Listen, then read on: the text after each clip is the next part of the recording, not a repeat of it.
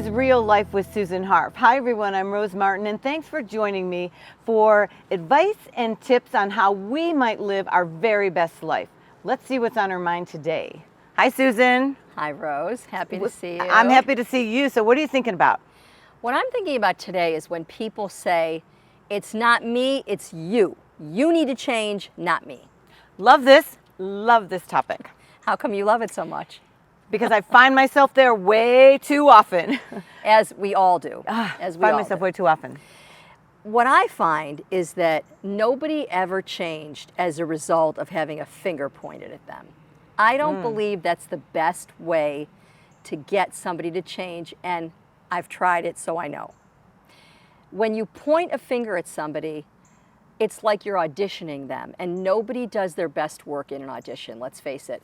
So even when you're talking with someone who you've known a long time and you shouldn't be necessarily auditioning, we often find that we put ourselves in a position where we say, nothing wrong with me, I'm right, you got to change. And as long as we're pointing that finger at somebody else, I believe we are not allowing them to even think of changing at that point. And we kind of diminish them, I guess, at that point. I remember growing up, you were told never to point your finger at anybody, right? Yeah. But so often we do as a matter of emphasis or trying to exert ourselves or our belief. Why do we do that? Well, we do it both figuratively and literally. So you may not be pointing your finger at somebody, although we do that a lot too. I've seen people do it all the time. But even if we're not pointing our finger, you're pointing your finger at somebody if you are saying, it's you, it's not me. So instead, what I ask people to think about is you will elicit a more compassionate and reasonable response if you don't point the finger. And not only when you're having a discourse or you're disagreeing, but even in life, we all, not only in our families, but we work with people, we run across people every day, all day, who we don't believe are doing it well. Whatever that it is, we don't believe that they are speaking to us appropriately. We don't believe they're a great teacher. We don't believe they're a fabulous mother-in-law. We don't believe they're a wonderful boss. We don't believe that if we supervise them, we don't necessarily believe that they're a great employee. But the more we audition them, pointing the finger at them, asking, it's you, not me, telling, it's you, not me, then you're not eliciting a compassionate response. And while you can give them a sense of worth and a sense of compassion, that, believe it or not, opens up the door for change. That's tough. That's tough because sometimes you don't feel like you want to open up the door for change. You just want it immediate, right? Yes. Like just change right now. I don't have the problem. You do, fix it, and let's move on. Yeah. But that's not what it is. No, and the thing is that at the same time, what I hear from people is, well, wait a minute. If I don't tell him he's wrong, he's going to continue to make that mistake over and over again. Or if he doesn't know that's really bugging me, right? And because it's not, I guess, about me. And there are ways to say, this is bugging me, without saying, it's you who's got to change, not me. And here are some of those ways. So I like to talk about the difference between I statements and you statements. If I say to somebody, I feel criticized when you tell me you wish that I wouldn't make the same food every night. That's different than saying, why don't you go make it yourself? Or if you want something else, make it, yeah. If you want something else, make it. Or, I feel sad when you choose not to do your homework because I know you're not going to get a passing grade. That's different than, why won't you do your homework? I want you to do your homework. How many times have I told you? Homework before TV. If I'm willing to stay with, this is how I feel when you do that, that is a much different message, and it does not suggest that everything's hunky-dory, everything's perfect, I think you're perfect.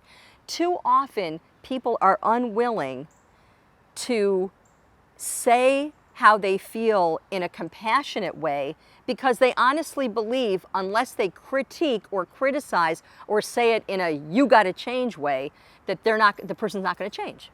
But does that really work, even with children and or adults? If I put it on me to say I feel this way because of that, does that really resonate with the person that I'm having the conversation with, or are they already thinking I might be just pacifying them or I'm whatever? I mean, what's the reaction for them from the other person hearing an I feeling statement like that? Well, how do you feel when somebody treats you with respect? Valued, Yeah. important. Yeah, you feel so you already feel valued and important. And then when that person says to you, I feel disappointed when you don't do your homework, or I feel unhappy when you don't come home from work on time, or I feel whatever it is, if you're already coming from a place of feeling value and feeling respect from that person, you are much more likely to be able to hear what they have to say when it is a criticism or it is something that they want you to do better with. And this is absolutely apropos if it's not just an intimate relationship, but with a boss and a supervisee, whether it's a teacher and a student, whether it's you and your young child, whether it's you and your teenager. We all have feelings to impart, but it is much easier to take responsibility for our feelings with an I statement than pointing the finger saying you got to change. And that's another important aspect of this. When you make an I statement, this is how I feel when you do that, in a sense, you're taking responsibility. You're not saying you got to change right now. Instead, you're saying, I'm going to let you know how I feel when you do that. And then it's up to you if you decide you want to change. So for instance, I know this is hard for parents when you're speaking about things that really matter to you when it comes to your children not behaving, or when they're younger, or not following the rules when they're older. So for instance, some parents believe, doing your homework is not an option. You got to do it. But if you are on this kid's case morning, noon, and night to do their homework, I guarantee you that is not going to solicit a healed response here. It's not going to get you what you want. So instead, if you say, I'm so disappointed that you're not doing well in this class because I know how smart you are. And that allows the child to hear how you feel. I'm not saying that you should never tell the child how you feel about what they're doing. I'm saying speak to them from an I position, because that allows the onus to be on you, not them. And then they can make the decision for themselves, do they want to change? That makes sense. When you were talking about the child doing the homework, I was thinking back to my early childhood homework, and disappointing my parents. That's something I did not want to have happen, right? So that got to me much more so, instead of you do it and be like, oh, rolling your eyes as a teenager, right? So yeah, I can get that. I can see that. I haven't really thought about that strategy to use even outside of school, but I'm guessing work, actually anywhere in relationships to do that. But Well, that's tough to come up with your own feelings, right? That means you've got to recognize that you're in a Exactly. space that it's really bothering you, and they might not think they're doing anything wrong or even care about it. And sometimes, moreover, they don't want to change. And so that's also an important piece of this is, what are you going to do when they don't? So there are some times when you're going to say to yourself, okay, I have no control over this. This is their life. This is not mine. My purview is within the parameters of my life. Other times you're going to say, I'm unwilling to continue this relationship as it is. So for instance, if I have an employee and they are not meeting the criteria of what they need to do for their position, and I have followed through with some of the procedures that are in place for our place of employment. So I've given you a verbal warning, I've written it down, I've done whatever it is that says we're supposed to do. And then in the end, I say, I'm so disappointed that you chose not to meet, that you were not up for this task, or you chose not to do the work. Then you're still taking responsibility for how you felt, but you're letting them know that this is going to end. And it was their choice. And it was their choice. So they can't put that burden on you. That They can had- try, actually, Yeah. and sometimes do. Yeah. But you then can feel secure in knowing that you took responsibility for your role. You know, sometimes clients will say to me, this person is not treating me the way I deserve to be treated. Okay. I believe in that we identify our self-worth, and then we teach other people how to treat us by how we treat ourselves. But in fact, we don't have control how someone else is going to act or react. So let's say, for instance, I have a client who was dating someone, and he said, okay, tomorrow night I will call you at 7 o'clock, and then we will decide where we're going to go for dinner. All right. So next night, 7 o'clock comes, and he doesn't call. 8 o'clock comes, does not call. 9 o'clock, hasn't called. She's getting more and more furious. And finally, she went to bed. She's expecting him to call next day or come over with roses or something. I mean, she's expecting a big, grand, some kind of response. Doesn't do it. Well, a week goes by, she doesn't hear from him. And I saw her in the meantime. And I said, what are you planning to do? She said, I'm going to let him have it. How dare he treat me that way? And I said, you know, when you really think about it,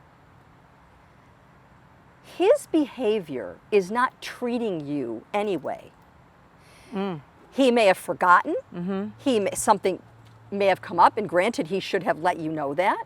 Right. You have He may have gotten rules. hurt. Yeah. He may have gotten hurt.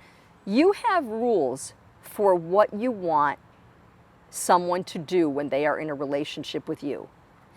And he may not be meeting your rules. Or knowing what your rules are. He may not know what your rules are. But when all is said and done, by treating people by teaching people how to treat you, what you're in a sense doing is, if you act toward them with kindness and compassion, that's when you're telling someone how to treat you. Okay. But that does not mean that his train didn't stop at your station and it wasn't meant to be your train. Right. So in other words, I counseled her when we had our life coaching session. What I said to her was, do you want to see him anymore? She said, no. But do you need to ream him out? No, you don't. You don't. You don't need to ream him out. You don't need closure for you. You need some kind of closure, but you don't need to ream it out. You don't need to ream him out in order to get the closure. Right. So what I advised her to do was to think about how she felt when he did not respond to her. He didn't call. He didn't come over. He didn't bring her flowers. He did nothing to let her understand that he didn't do the right thing. That is part of her rules. She has every right to have that rule. But in the end, she does not have the right to say, you got to change. She has the right to have her rules, absolutely. Sure. So when she saw him, what she said to him was, I like you and I want to respect you. I'm not okay with you not having called. Do you remember that we had a date last week? Oh yeah, now I do. I completely forgot what happened. I worked late that night and then it just literally left my mind. And she said, I feel badly when somebody forgets me. It makes me feel bad. But I am willing to be your friend. I'm just not willing to be your girlfriend anymore. And the thing about that is you got to mean it.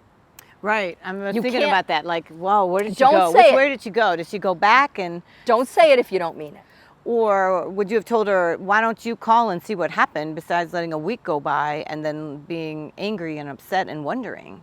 Exactly. Yeah. So if you feel, how do you feel about it? If you are wondering what happened, call them up and ask. Right. Be a grown-up. And if you're angry, think that through. What about that makes you angry? If what makes you angry is it makes you feel really, it's really fear. It makes you feel afraid. And we're going to talk about this in another show, another time, about what anger really is.